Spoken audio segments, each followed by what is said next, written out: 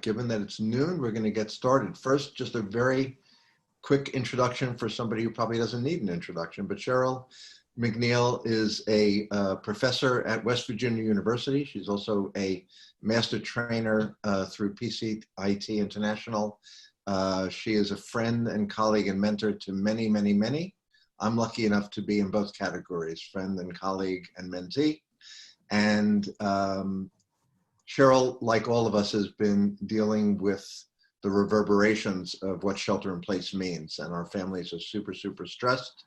And she thought it was high time to enhance something that she's been using for years in her own home, but to some extent with families as well. The cooperation chart, quick relief for parents struggling with child behavior during this difficult time. So without any further ado, Cheryl, I will turn it over to you. Thank you, Steve. I'm so excited to be able to present this today. This is something that's near and dear to my heart. I have been hearing from my own clients. I have been hearing from friends and relatives that families are struggling and that we had a powder keg of stress going on in the homes. And I thought about this program that I did with my own kids when they were little, and I thought, you know, I could develop this and provide this as a resource for families who need it right now as they're trying to juggle what's going on with the virus crisis, the pandemic, but they're also trying to juggle their work responsibilities and having a tremendous amount of financial stress and insecurity. So I'm going to go ahead and start presenting. First, I wanted to give you just my disclosures that I do have some books and research funding and honoraria. And then I just kind of wanted to get started with why did I develop this? And it really is my attempt to give back to the community. I feel so blessed in my situation here with the pandemic. And I know that a lot of families are in a tough spot with their children at home, without school support, without camp support, without childcare support, and trying to work. And so this is a program that is designed for all families out there who are struggling, and particularly for our clients.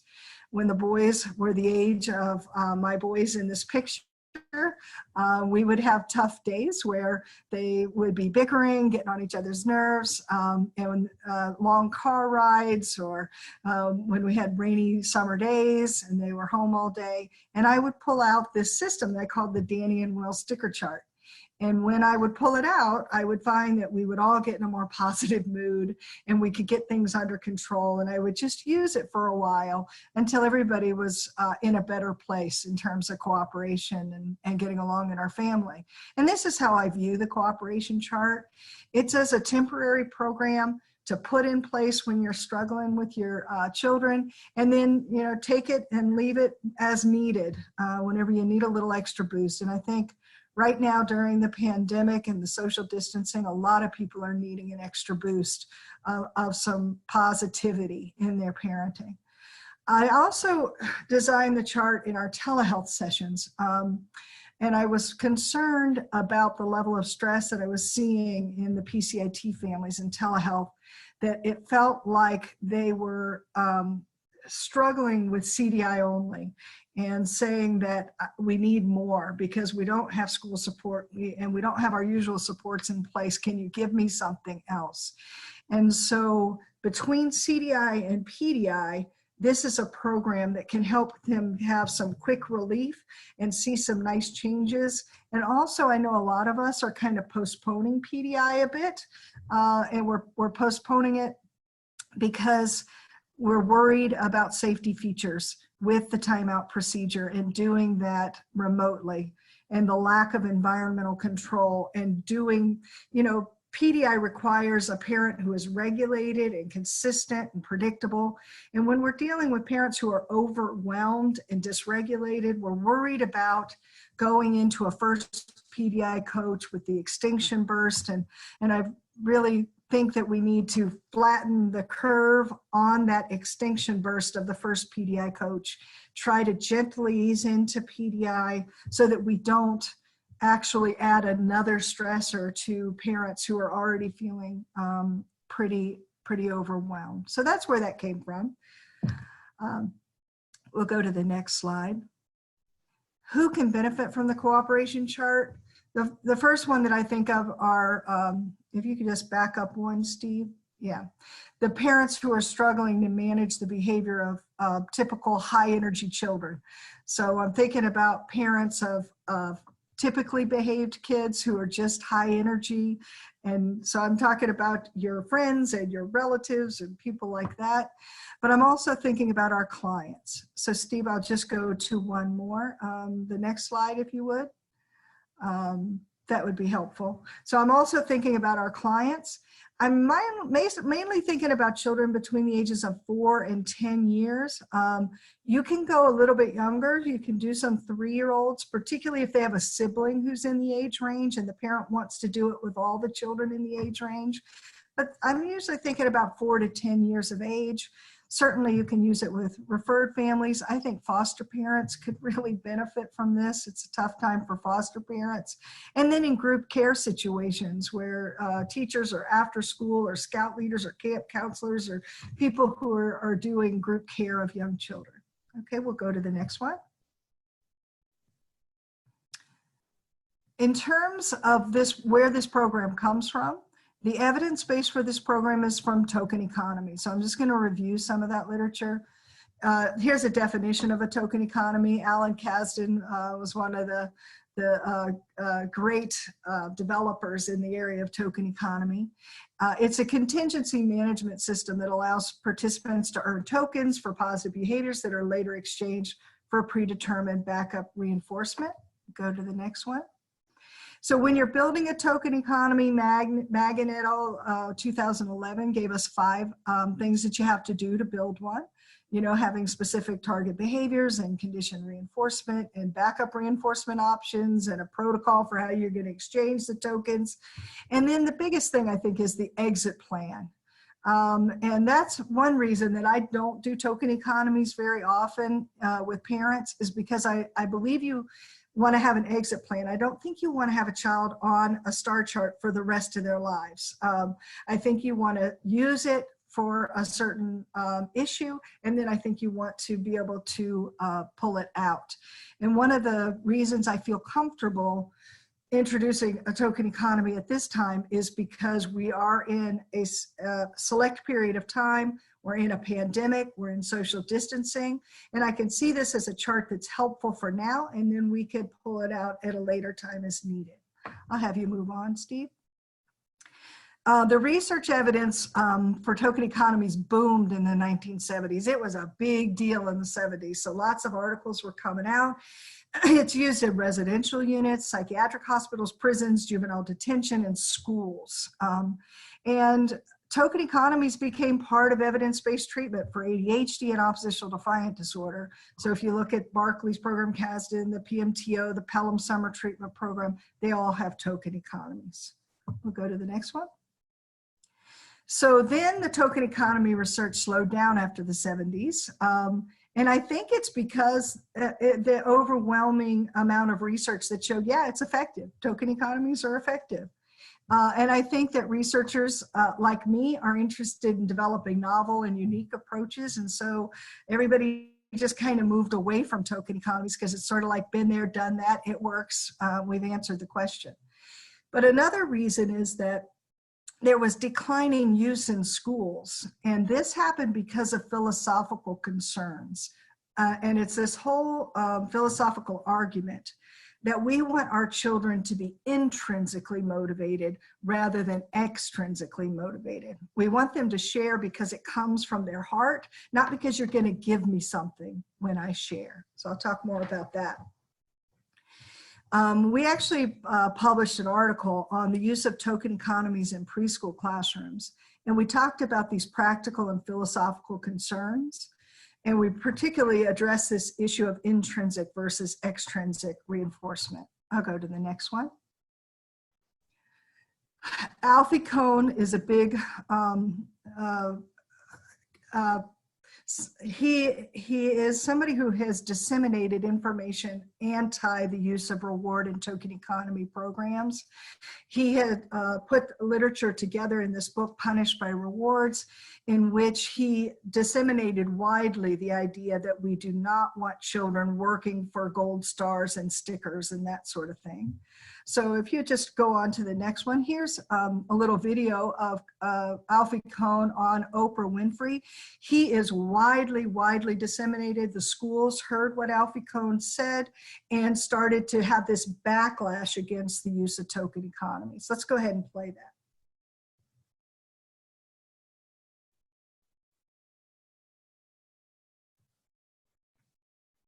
I'm not hearing the sound. I'm not hearing the sound, Steve. I'll go back out and back in again. We know how that works. Share. Thanks for your patience, everybody. Share computer sound, share. Now we're going to get it. Thank you.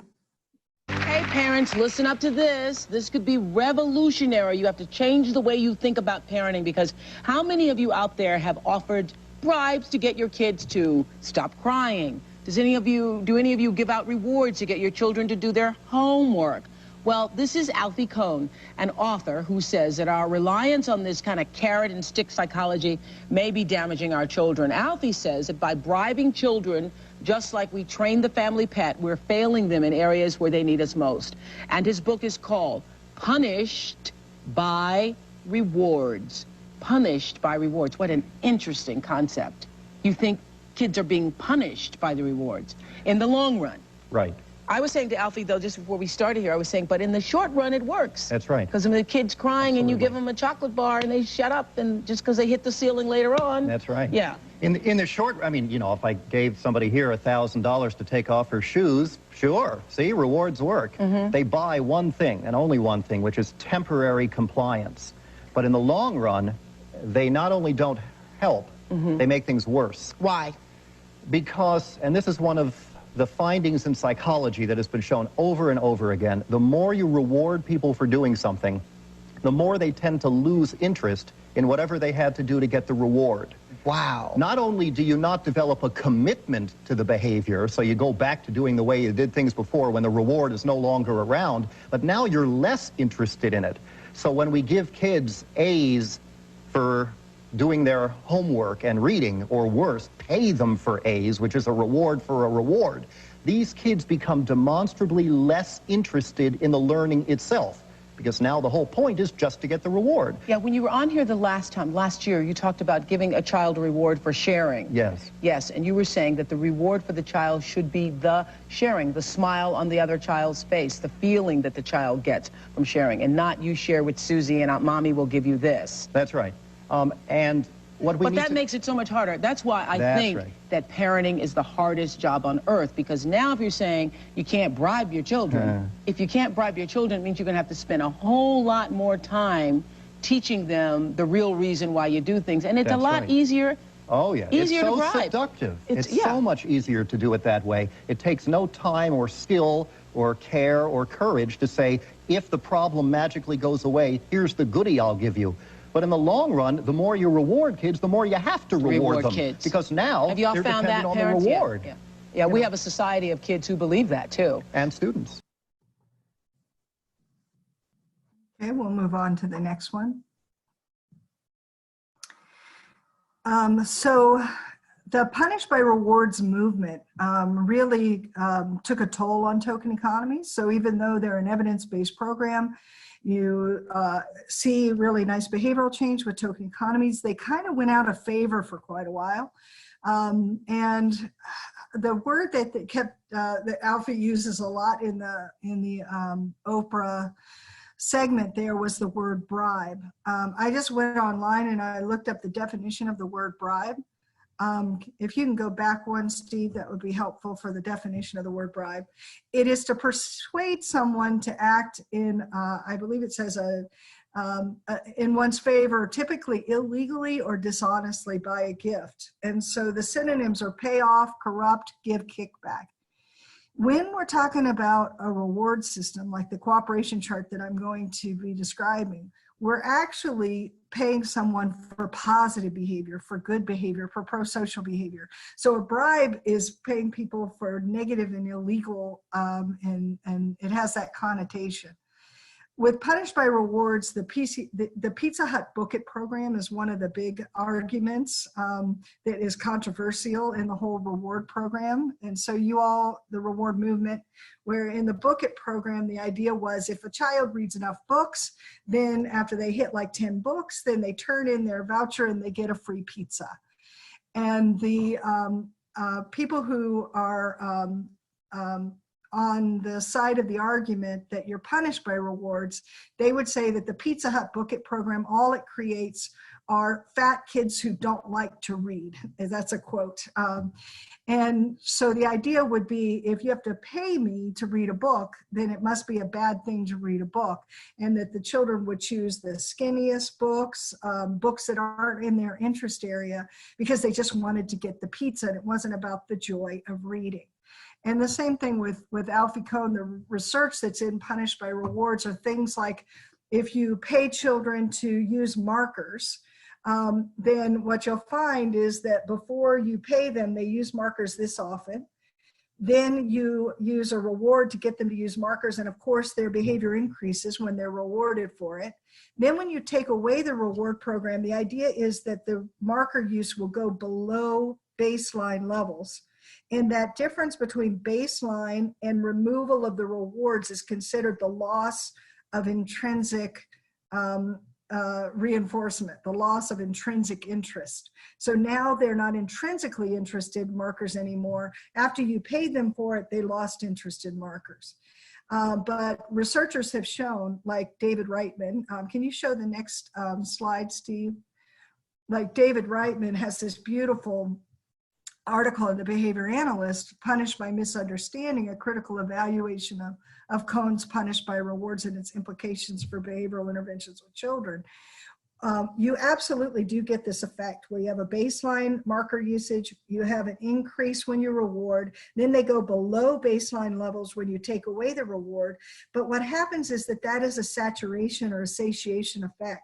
If you simply follow the children for a few days, you'll find that their use of markers goes right back up again. And so the anti-reward articles have been used primarily in the area of behaviors that people are already motivated to do. And these articles are not looking at children who are not intrinsically motivated to comply with their parents, to do their homework. And so to take the research from things like marker usage and Pizza Huts and stuff like that, and apply it to children with behavior problems who are not motivated to behave in a positive way, they're like apples and oranges. And I think Reitman does a really good job of explaining how a behaviorist would view the research that's anti-rewards. Let's go to the next one. If you go to the token economy research, it's so strong that there have been a number of meta-analyses. I just present one here from 2016 that used 28 studies. It had 90 participants. The overall effect size for token economies is a 0.82. That's a large effect size. They found that the effects were greater for children aged 6 to 15 than for 3 to 5-year-olds. And that you got greater effects when you were doing behavioral goals rather than academic goals. But there were no difference in general and special ed settings. Both types of settings had good results with token economies. So this work actually spurred me to start doing work on token economies with preschoolers, and to see, you know, thinking about their cognitive level, can you develop a token economy that a preschooler would understand? So the components of an effective token economy are to give immediate consequences. You have to choose exciting and variable rewards. You have to issue the consequences consistently, and you have to remember to provide the rewards, which a lot of parents they just are not consistent with it. They forget to actually give the children the rewards. And then they'll say, well, I've tried reward charts and they fail. And it really has to do with a fidelity issue.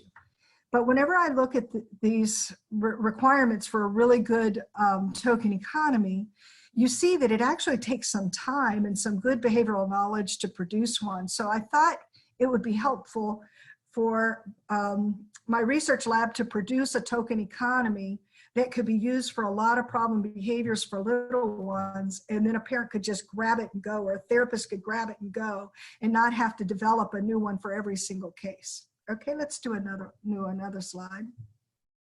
So here's my background with token economies. I've done a lot of this. I started out back in 1991 in Australia, where I was on an itinerant support team for behavior problems, where we would go into regular education classrooms where a teacher was struggling, and we would develop behavior plans for those teachers. And what I realized was that whole class token economies were incredibly helpful for teachers who were struggling with a really tough class. I also put in a timeout token economy, a timeout acceptance chart. I called it the incentive chart, but it got good feedback on this lunch and learn with the older child presentation, that it might be nice to call it a timeout acceptance chart. So that had a bit of a token economy built into it. And then I had a program called the ADHD Classroom Kit that was published through Child's Work, Child's Play, and we researched that. I also had a program called the Tough Class Discipline Kit that was published through SOPRS West, which we also did some research on. Then I created a level system for preschool classrooms, trying to use a token economy with the little guys. And then in TCIT, I've used the Have You Filled a Bucket Today book series as a paradigm for a token economy. So I'll just go over these quickly. Let's go to the next one. The first one I'll go over is the ADHD Classroom Kit. So we've got some publications on that. I'll go to the next one. This is what this program looks like. I'm just going to show you the video from the Tough Class Discipline Kit. The idea is that a teacher could do a whole class token economy where you wouldn't have to have one token economy for this child and another one for this child, another one for this child, and try to pull off reward charts all over the classroom. But to have one that included everyone, because one of the social validity issues for teachers is that it doesn't feel right to have rewards in place for the children with behavior problems, and then those really cooperative, well-behaved kids don't get to go to the school store or have their rewards. So I developed this Tough Class Discipline Kit with the idea of doing a whole class token economy for little young children in the classroom. Let's play that one for us, Steve.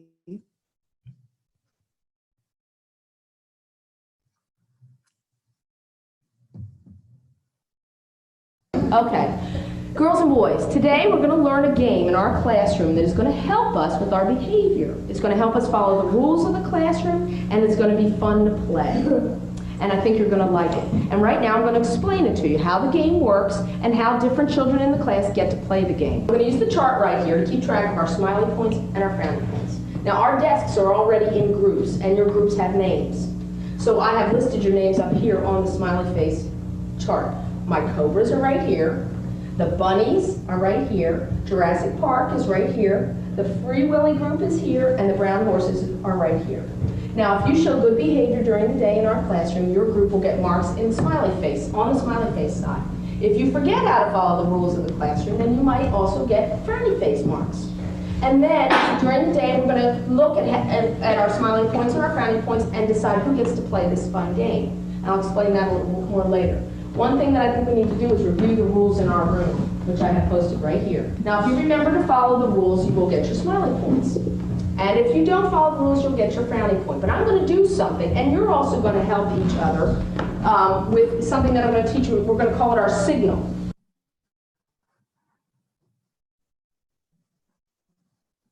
Now let's pretend that we are doing an activity in the classroom and everybody is working well, but there's somebody in our room who's got a little pencil out and they're kind of flicking it in the face of another person. And if I see that, that's breaking a rule in our room, isn't it? Because they're not keeping their hands and their pencil to themselves. So if they do that, like if our friend here does this, I might give her a little signal like this with 2 fingers up. And you know what that means? That means you have 2 choices. 2 choices. You can decide to stop flicking your pencil at that friend of yours, or you can get a frowny point. Now if they say, ooh, I'm going to stop doing that, then I will not give her the frowny point. But if she keeps doing that, then I'm going to have to give her a brownie point because she hasn't decided to follow the rules of the room.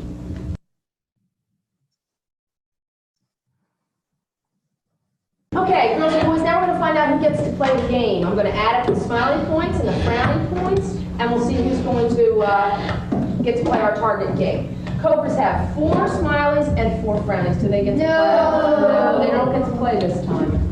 Now the bunnies have 5 smileys and 0 frownies. Yeah. 6, excuse me, you're right. They have 6 and 0. That's a great score. Good for them. Yay. Jurassic Park has 7 smileys and 2 frownies. Do they get to play? Yes, they get to play too. We worked hard. We did work hard. Free Willies have 4 smileys and 4 frownies. Do they get to play? No. No, because it's a tie. Remember, you have to have more smileys than frownies to get to play the game. And brown horses have 4 smileys and 3 frownies. Do they get to play? Yes! Now, during the game playing, girls and boys, during the game playing, I'm going to be looking at everybody, including the children who are not playing the game. Because when the game time is over, if the kids who did not get to play sat very quietly and did not bother the kids who were playing, they will get a smiley point for good behavior. And if the kids who play the game play it very well and follow the rules of the room while they're playing the game, then they're going to get a smiley point. So we're going to start putting our first smiley point up for the next game as we're playing. So pay attention to your behavior so you know what to do. Okay, the kids who are playing, they come up on the rug and sit right here, flat on their bottoms. Meg. Again? Meg's going to throw. Again. All right, Meg. Ooh, try again.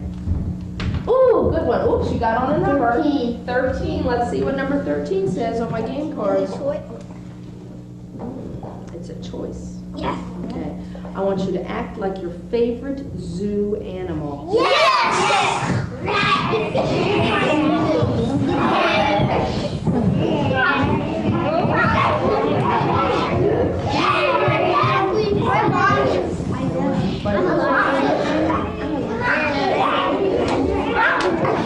zoo animals, excellent job. On the count of 4, I would like to see you in your chairs. 1, 2, 3, and 4. Excellent job. You all did exactly what you needed to do.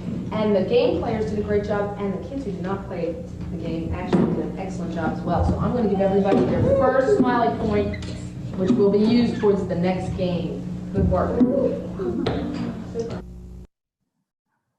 Okay, we'll go on, Steve. So what I've always tried to do with token economies and reward programs is to make them accessible to all so that they don't involve expensive rewards and so that they can be done primarily with activity rewards that allows children with a high energy to get some of that activity out.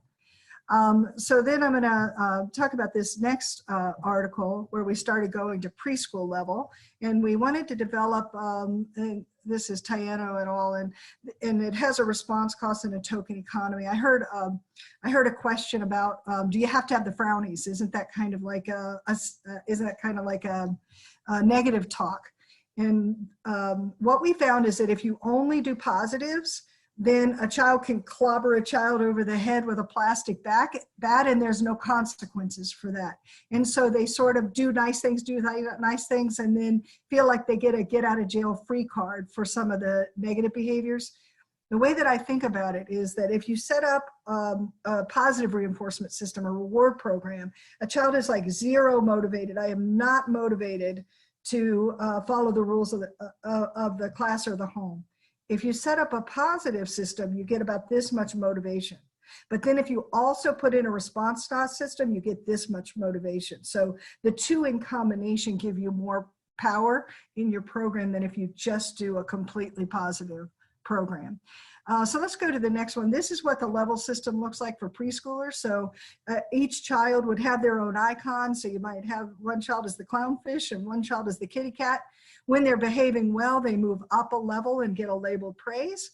When they are misbehaving, they get a choices statement. If they continue to misbehave, they go down a level. So they all start in the white zone at the beginning of the morning. Then they're moving up, up, up, or down, down, down.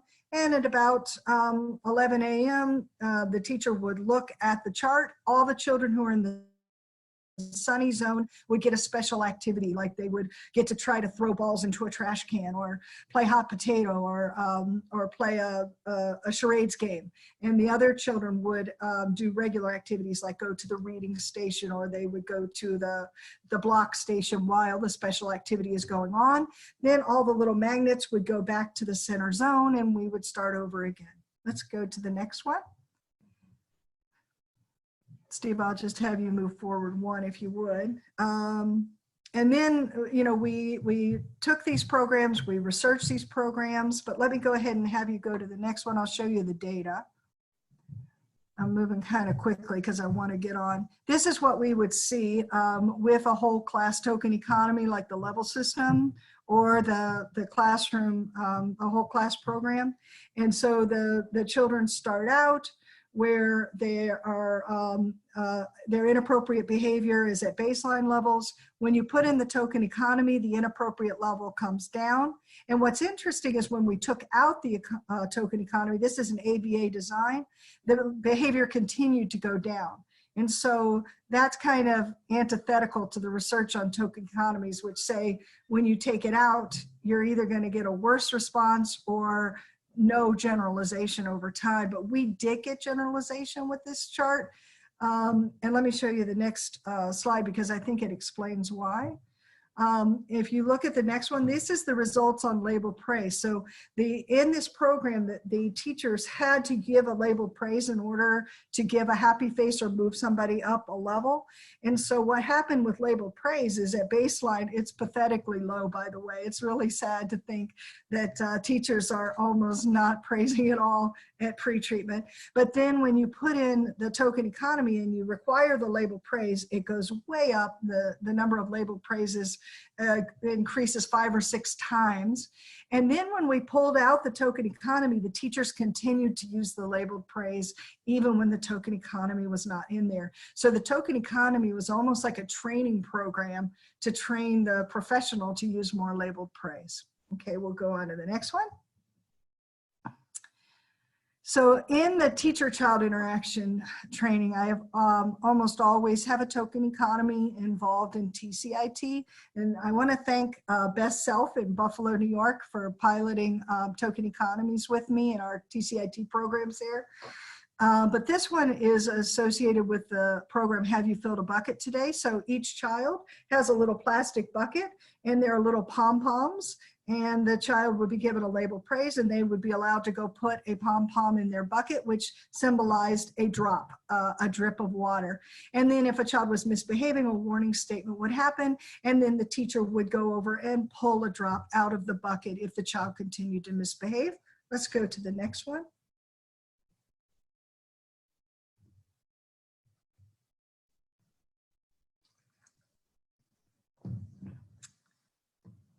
So this is the program. This is the book that it's based on.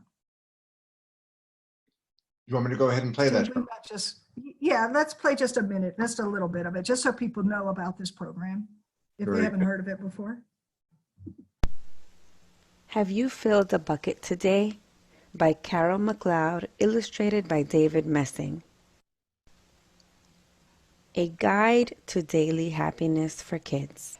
A bucket filler is a loving, caring person who says and does nice things to make others feel special. When you treat others with kindness and respect, you fill their bucket. But you can also dip into a bucket and take out some good feelings. You dip into a bucket when you make fun of someone, when you say or do mean things, or when you ignore someone. That's bucket dipping. Bullying Okay, Steve, is I'll bucket stop you right dipping. there. I think they get the When you gist of hurt it. others. We can go to the next slide. So you could develop an entire token economy around the idea of bucket dipping and bucket filling. And you can have little buckets for the children, and even little children 3-4 years of age can understand that it's good to get drips in their bucket. And then you can have individual rewards for when they get their bucket full. You can have group rewards where they can put their bucket, their puffs into a big bucket and they can watch it fill. And the teachers can be really encouraging filling people's buckets and saying nice things and that sort of thing. So I have a lot of experience with these token economies. In TCIT, I like to have something other than the use of a timeout procedure. I like timeout procedures to be used for the big deal things and for there to be minor consequences that teachers can give that don't involve having to stop everything they're doing and putting a child in timeout. So I like to have a token economy so that timeout has to be used very sparingly in a TCIT program. So now I'm going to go on to the cooperation chart. So the overview of this is that you place a chart in a common area. For positive behavior, the parent would give a labeled praise and a happy face. For a negative behavior, the parent would give a two choices statement. And then if the child continues to misbehave, they would get a sad face. You would add up the tallies 3 times a day so that the rewards are coming frequent enough for a young child to stay motivated by it. And then you would provide a reward if there are more happy faces than sad faces. Hot off the press, Dr. Susie Naguib and I have been developing a video for parents to show them how to use the cooperation chart. And apparently Dr. Naguib has finalized the video like just now, and she sent it to Steve. And I think it might be cool to show a little piece of that video. Steve, are you able to do it now? This is really hot off the press because Dr. Naguib literally just sent it to us. Is that possible?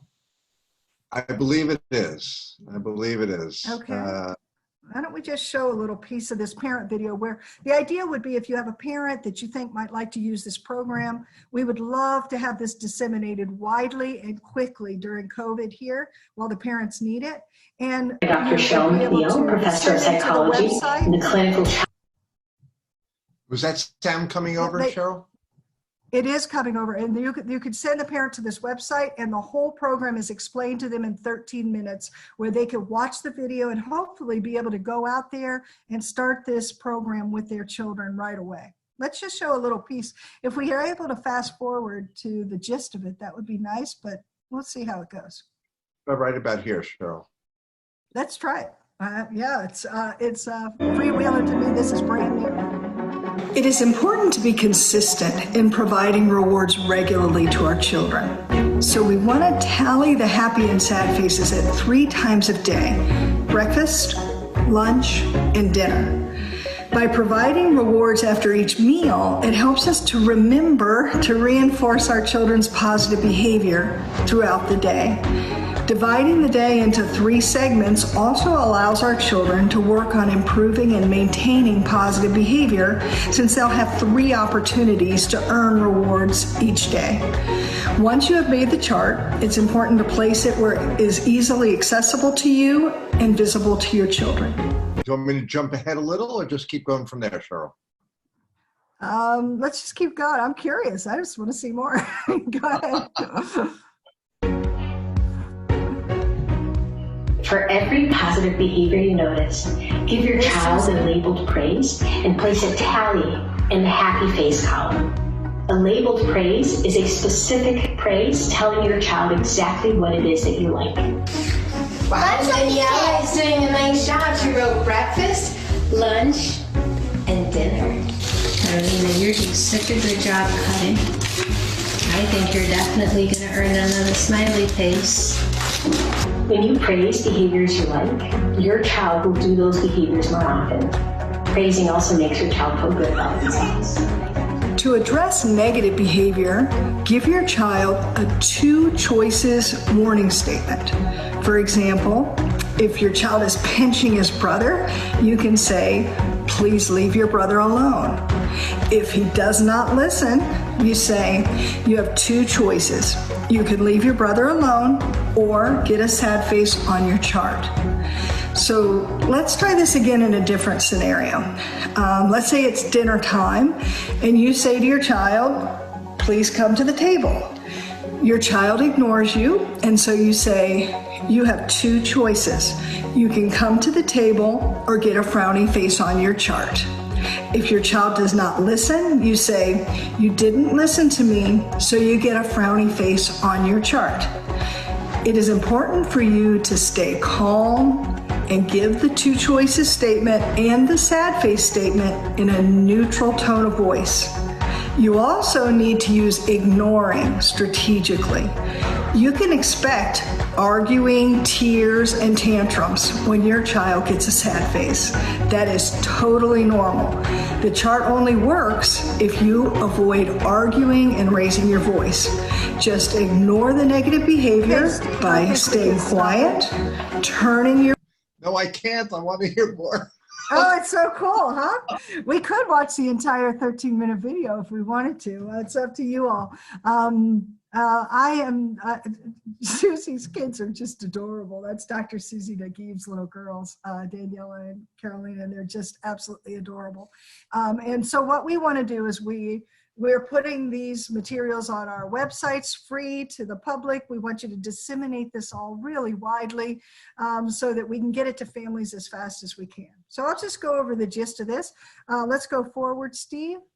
And I think you could kind of get it. Let's keep going. You place the chart in a common area. For every positive behavior, you give a label praise. You could just keep going. We're going to go through it quickly because I want to have time for question and answer. Go ahead. Everybody knows on this call about label praises. Then for every negative behavior, we're going with this two choices statement, giving a chance for self-correction so that the child has a chance to feel some control and that you don't have to give very many sad faces if you always give a consistent choices statement ahead of time. Let's go to the next one. And so you're just keeping track of happy and sad faces. And the parent doesn't have to, they don't have to use this fancy chart that we have available on the website. They literally can just draw it. They can just grab a piece of paper. They can make a happy face here. They can make a sad face here. They can put their child's names here, and they can start keeping track of their happy and sad faces, and they can just do that themselves. It doesn't cost a thing. They don't have to have printer paper, that sort of thing. Okay, we're gonna give mystery rewards. If they have more happies than sad faces, we wanna give mystery rewards. Let's go forward, Steve, and we'll kind of explain what those are. So you will tally it up, and these are the kind of rewards that what we have done is we put together about 100 rewards for children in this age range. Things like hide and seek, or a special dessert, or craft time, or blowing bubbles, or a silly face contest, or playing Go Fish, or a popsicle, or watching a movie, or having a tea party, playing charades. And they usually take about 3 minutes, but some of them are longer. You can go to the next one. So we put the rewards on on a paper for you. So all the parent has to do is, if they want to, they print it out and then they cut these rewards out. A hot potato, blow bubbles, paint a picture, have a concert, sing the alphabet, limbo contest.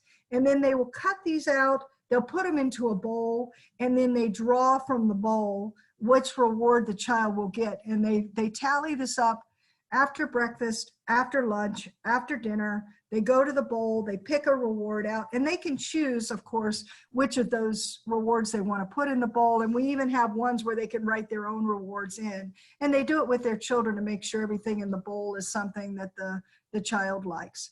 We want the parents to set their child up for success by rigging it so that the child gets the rewards a lot in the beginning. Let's do the next one. And we want them to get the rewards more often than they don't. So we want the parent having the child get the reward about 75% of the time. We're kind of trying to inoculate with parents that they need to stick with the program, that they probably will have some tantrums when they first give a sad face, or when the child doesn't get the reward. But the idea is that, you can go to the next one. The day that you give a negative consequence is usually not a good day. That's not the day to determine whether a program is working. You stick with it, and then in the future, you'll know if the program is working, because when you give a two choices statement, the child will make a better choice the next day and the day after that, so that they can make better choices. We're teaching the parents to use ignoring. So the idea is we're building some skills into the program so that when they get off the cooperation chart, Hopefully their ignoring skills, their warning, the use of the two choices, and their label praise skills are really high from practicing the chart, so that we will get that generalization even when we pull out the token economy. Hopefully the parent has some better skills. Let's go forward. We really want the parents, the parents are going to say, oh, that's a lot. 3 times a day I have to play a game with my child, after breakfast, after lunch, after dinner, if they have more happy than sad. That's a lot of time given these labeled praises, these happy faces. But we want to show to the parent that they are spending less time in a positive method, strategic system than they are by randomly screaming and randomly throwing out, go to your room, and doing things like that. Takes a lot more time and energy than saying, let me focus on a positive program and be consistent with that positive program. Let's go to the next one. So we do want to emphasize that the cooperation chart will save them time and energy in the long run, but they're actually kind of, they're taking their time and energy and doing it in a strategic and a positive way. All right, let's go to the next one, Steve. Some practical charts for parents. They don't have to print out the colorful cooperation chart that's on the website that we're giving you all. They could, if they wanted to, they could do a chart. They could create one with their children or print the one out, and they could get it laminated. And then they could do like a dry erase marker and erase it each time. Or they can just do the happy and sad faces on a piece of paper and throw it away each time they're done with it. It's really kind of cheap that way. And then in terms of how to integrate the cooperation chart into PCIT, I would typically want to introduce it after several CDI coaching sessions, because I want the parent to be a master at label praise, and I want them to be really good at ignoring. And I also want them to be sure that they are giving CDI its due, that they realize the power of CDI before you put the cooperation chart into place, because they could say, oh, well, they're only being good because you're bribing them or you're giving them rewards. So I'd love for them to see CDI's power before we put the cooperation chart in place. Cooperation chart could work really well in PDI because it can help to flatten the curve on the first time out extinction burst. So you could do the cooperation chart, coach it. So you could have them give, sad faces during some PDI coaching, teach effective commands, teach warning statement, teach parents how to give a label praise for listening. And then they also could use the consequence of the chart during the training period, and then do timeout after the child has gotten good at accepting the chart consequences. Then maybe think about doing a hands-on physically moving of a child. In terms of troubleshooting, there's always problems with the token economy. One of my students, Christine, she said, oh, what about chart fatigue? And I thought that was a really good word for it, where the parent just gets tired of doing it. Like, it's a lot of work. I don't want to have to keep up with it.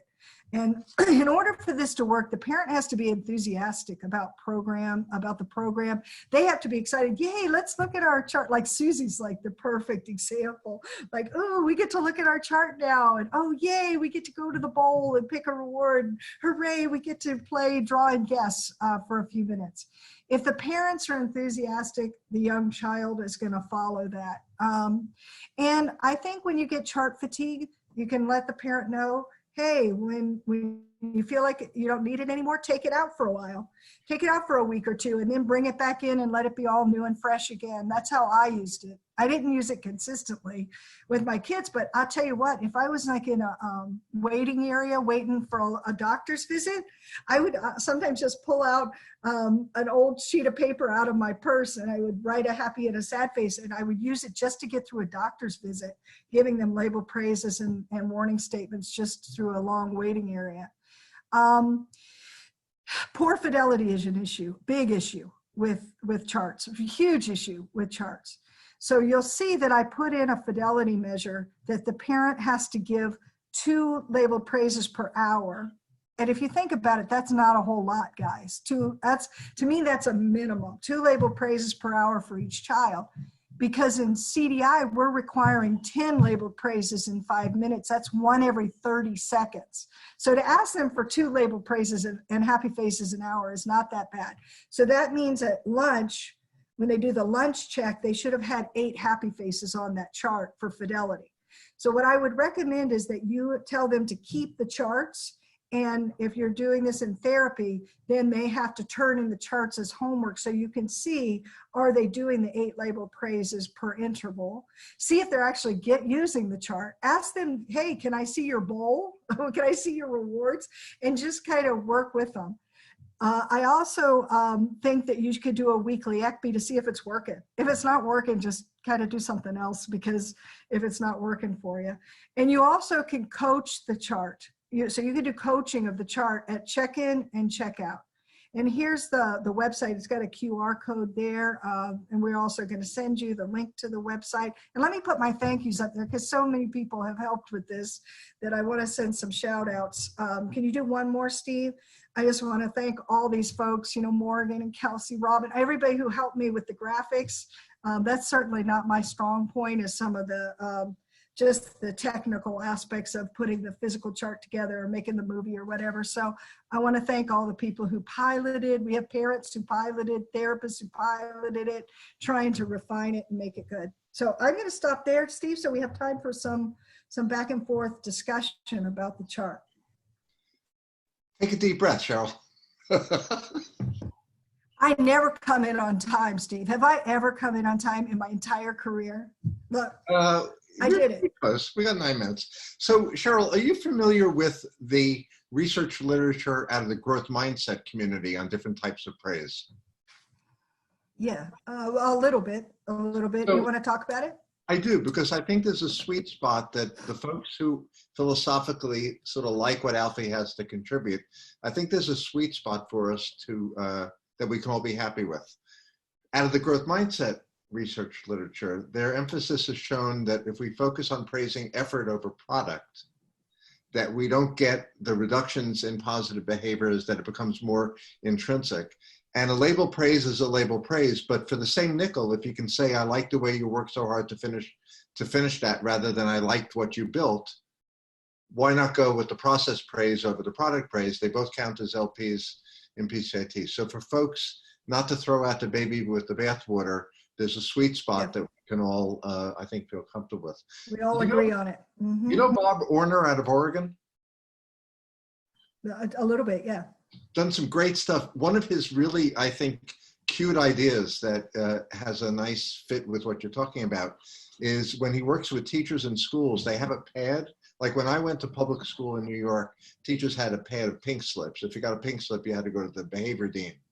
So he put 3 blue slips for every pink slip, and you couldn't give a pink slip until you gave 3 blue slips. So you had to give 3 label praises before you could issue a go to the dean, which is, I think, what you're trying to help parents go after as well, which is to make sure they keep up that positive attending. And just one other thought, as we're talking about charts, I think we don't want to oversimplify for the therapists that are here who may oversimplify for the parents, because part of what your data was showing for it ain't the chart. The chart is the discriminative stimulus for the parents or the teachers to behave in a new, different, more potent way. That's right. So my advice it's not the timeout chair either. It's right. The consistency, the predictability, and the follow through that gets you the bang for your buck. Yeah. So many great comments. For kids who overreact because of co-occurring anxiety, who overreact to the frowny, no problem doing a neutral face instead, I gather. But you like to have a differential reinforcement or a different. Yeah, but I believe that those children can get better at it through exposure. I believe they get better at accepting consequences if you stick with it. So many great things here. Is there a version for teenagers? I have in mind a callous, unemotional 14-year-old male linebacker and video game addict whose single parent mother has no rules and no control. This will seem too babyish to her, from our friend and colleague Jen Lish up in Worcester, Massachusetts. I would urge you to make one, please. But this is just for the little ones, and it took all my time and energy to do this one. So I think I'm going to tag off to others that know more about the older kids. From Ashley McGinn, I have a few families that were well into PDI before the pandemic. Challenging behaviors have increased due to the difficult situation. Would there be any contraindications for implementing this as a complement to families already in PDI phase of our treatment? I'm using it with the families in the PDI phase through telehealth. And I just feel like they need a little extra something right now, in addition to CDI, in addition to PDI. And I just find that they're using so many timeouts because their child is home all day, every day, and the parent is dysregulated, that I'm trying to reduce the number of timeouts and use the timeouts for the big stuff and use the cooperation chart for the little stuff. From Elizabeth Padilla, would you recommend using the cooperation chart with a parent that has not participated in PCIT? Yes. Oh, yeah. In fact, I'm recommending it for everybody who's struggling. If you've got your sister-in-law who is pulling her hair out, I'm recommending it for any parent during COVID that's struggling. I don't see this as a permanent parenting solution forever. I just see this as a temporary tool to help get through a crisis situation. And if parents are like me and they're having a rough go of it with their kids, they're just going through a tough developmental phase, put it in place for a few weeks and see what happens, and then pull it out when you don't need it anymore. So I really see it as a tool to help parents when they're struggling. It might also be neat, now that this is up on a website, to give parents an assignment. If you can't see them virtually till next week, go ahead and watch this video as sort of the asynchronous part. And then when I meet with you next Tuesday morning, we can go over what Cheryl McNeil was introducing, and we can flesh out a chart for you. My clinical team said that just today. I was on my clinical team supervision, and they said that parents are having a tough time concentrating during telehealth sessions. They've got 2 children there. They've got the equipment issues. They've got this therapist popping into their computer. And to have them watch that at a calm time, maybe when the children are asleep at 10 o'clock at night, and then they can then ask you questions about it. It's sort of like the flipped classroom in academia, that you have them do the homework first, and then we spend our time together kind of going over question and answer. I think it's a really good use of time. Cheryl, you and I in our tech run through yesterday, we were talking a little bit about 1, 2, 3 magic and about the idea of subclinical strength treatments for subclinical sort of scenarios. So Rebecca Camizio wrote, do you know 1, 2, 3 magic? Could the cooperation chart be melded for a family who is trying that framework for challenging behavior? Absolutely. They're very compatible.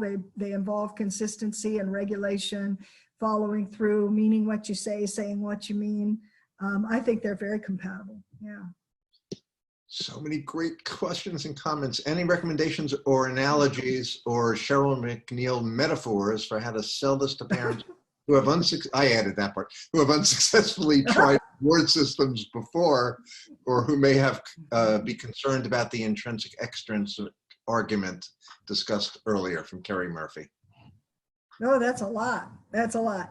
I would say to parents that these are unprecedented times. And if what you're doing already is working, great. But if you feel like it's not working, let's try something that's brand new, hot off the press. So this just came into my inbox. Therapists all over the country are trying it out. How about you try it out with me? And the key is to do it exactly according to the instructions. Do it high fidelity for like 3 days, and then let's check in after 3 days of high fidelity. The worst that could happen is you'd be giving your children some happy faces and some sad faces and having to play a few games. So I don't think it would hurt that bad for us to give it a go. So let's just try it for a few days as an experiment. Do you mind giving a little bit more information about how to, actually, I can't quite make out, there was a typo. Okay. Do you ignore minor misbehaviors, or do you also chart these? Oh, you got to ignore a lot, because on the sad faces, you're only talking about, probably about 6 sad faces, maybe 2 an hour, like the happy faces. And so your children, these children are engaging in a lot more than 2 an hour misbehaviors, let me tell you. So you're still ignoring the overwhelming majority of all that irritating bickering. But whenever it rises to a level that the parent feels like they need to get in there and do something about it, then the use of a 2 choices and a sad face would be a good idea. Somebody wrote in, where can you get the video for the 13 minutes? I did include it in this chat, so you can grab the link there. As well, the link to the video will be in your follow-up email, which is coming after this webinar. And I just want to remind people, many of you have paid for your APA CEs. You wouldn't believe, Cheryl, how many people will pay for the APA CE and then they don't do that little 5-minute set of questions to get their certificate. I want you to be happy consumers of these webinars. So please, please, please fill out your CE surveys. Cheryl is among the people who loves to look at the feedback. And yeah, very much. Yeah. So Cheryl. And let me just say one more thing, Steve, that the video is available on Dr. Susie Naguib's Sunfield Center website, and it also will be available on my WVU website. And then we're creating a website for the cooperation chart that will have this video on it and the parent video and the download for the actual chart so that a parent can go there. It also has an about me so they could see where the evidence base comes from for the program. So you can go to any of these websites, and we want it to go out to the world. So being 1 o'clock, I have to draw it to a close. Cheryl, it's been so great to have you and your team bring this up to speed. And I know that your middle name is Disseminate. So we're working with you to just try and get it out to as many families as possible. I'm going to leave the, after I say goodbye to Cheryl and you all, I'm going to leave the chat open. I'd love to hear from you, more of your comments and things that you'd like to see more webinars on. Again, begging and beseeching you to fill out the survey. Even if you're not getting APA CE, you get a feedback survey from us, which really helps us plan these things. Cheryl, 1,000 people are saying thanks to you and your team. So on that, wow. Yeah, people are very, very grateful. So on that note, we'll sign off. And our next webinar is May 15th, a week from now, with Mary Alvord, who's been one of the leading folks in telehealth for years and years. And she'll be talking about an update on ethical and practical considerations in telehealth. Cheryl, thanks again. Thanks to everybody. I appreciate it. Take care.